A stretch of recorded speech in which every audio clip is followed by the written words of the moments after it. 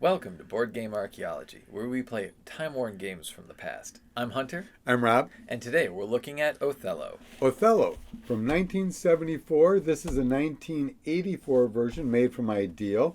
The game is for 2 players, ages 8 and above. And like the box says, a minute to learn, a lifetime to master. The goal of Othello is to have the board be predominantly your color at the end. Yep, you have basically a playing board, and you have discs, 32 discs each, with white and black on each side. And the game essentially goes that you can put down anywhere where another piece is on the other side of other pieces.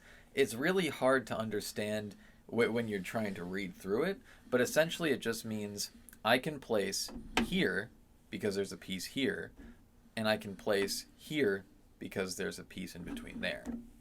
Right, and then you flip the one over. When you bracket it, you flip them over. This is a lot like checkers or tic-tac-toe in a certain way that it builds up on your plays. So I have my one here. I would play here, and I get to flip that one over. And you can do it diagonally or horizontally or vertical. So you can really take over a large chunks of map if you're lucky. Yeah, because really the starting is just kind of setting up, getting these little patches here and there. But once you have most of a board filled, you can be putting down and just getting like multiple rows. Right, getting to the edges is kind of your safe zone because then nobody can get behind you and take that thing. But it's still, you're in play up until the very last one is played on this game. And typically, when the first 4 pieces are set down, black usually goes first.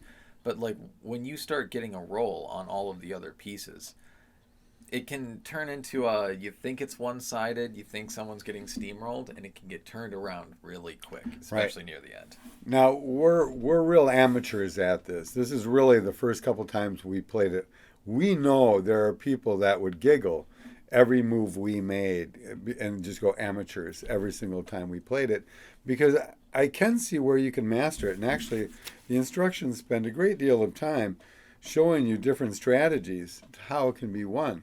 So I know that if I played it a long period of time, we'd get really good at it. At least you'd know how to trick people into getting kind of what you want if you're playing somebody that doesn't have enough experience in it. Experience really wins in this game.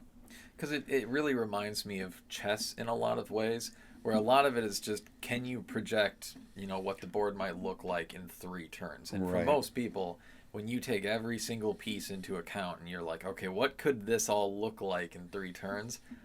I just don't have the mental acuity for that. When you have a full board there's 64 squares here, and yeah, it's like way too many choices in the grocery store for me to be able to focus on it. So then you just kind of look for the simple answers. But even after playing a couple of times, you could really kind of step back and see what would be a good offensive move. I think you really pick on the offensive move without thinking of the defense right away when you first start with it. And I think that's where you grow and you become the master. It might take me a lifetime. But no, I honestly, I think it's a pretty good game. I'm surprised that I hadn't heard as much about it before, just because it does seem like an infinitely complex, at least to me, infinitely complex game. And so I'm hidden gem.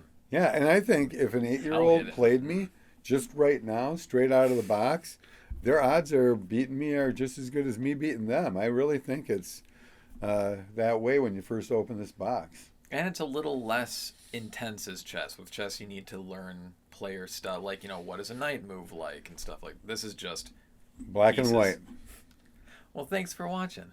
Yeah, and if you want to know more about us, check us out at toyarchaeology.com. You can also find us on Facebook, and don't forget to subscribe to us on YouTube. We'll see you next time. Bye. Bye.